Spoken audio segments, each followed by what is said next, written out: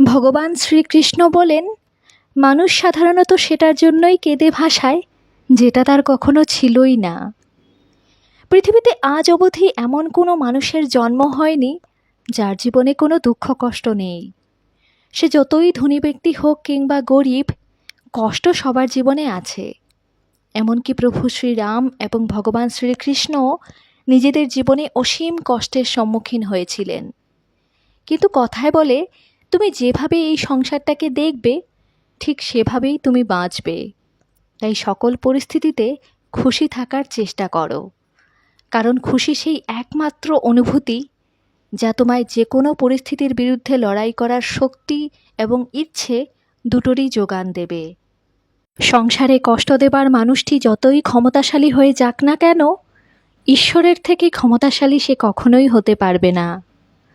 একটা কথা সবসময় মনে রেখো, জীবনের যে কোনো কঠিন পরিস্থিতি তোমার নিজের অদম্য সাহসের থেকে বড় কখনোই হতে পারে না। ভগবান শ্রীকৃষ্ণ বলেন, একবার যে শিখে নিয়েছে কখন কথায় এবং কিভাবে বলতে হবে, তাকে জীবনে সফল হওয়ার থেকে আর কেউ আটকাতে পারে না।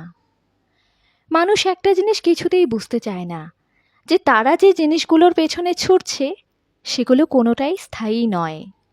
যদি এ সংসারে কোনো কিছু স্থায়ী হয়ে থাকে তাহলে সেটা হচ্ছে আত্মা, আমাদের মনের শান্তি।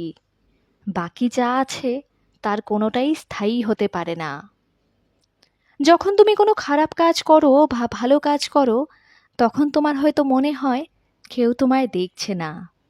কিন্তু ভগবান বলেন, তুমি যাই করো না কেন আমার নজর সর্বদা তোমার উপর। তাই কখনো এমনটা ভেবো না যে তুমি একা।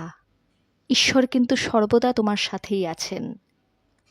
যে মানুষটি সবসময় নালিশ করে সে কখনো ভালো থাকতে পারে না, কিন্তু যে মানুষটি তার জীবনের সব কিছুর জন্য কৃতজ্ঞ থাকে সে কিন্তু কখনো অখুশি থাকে না। তার জীবনে তুমি সবসময় একটা শান্তি খুঁজে পাবে। সময় কখন রং বদলায় কেউই বলতে পারে না, কারণ প্রভু শ্রীরামের যে রাতে রাজ্য লাভের কথা ছিল সেদিন সকালে তিনি বনবাস পেলেন। উদাস হয়ে থাকাটা তোমার অভ্যেসে পরিণত হওয়ার আগেই হাসি খুশি থাকতে শেখো, জীবনটাকে বাঁচতে শেখো।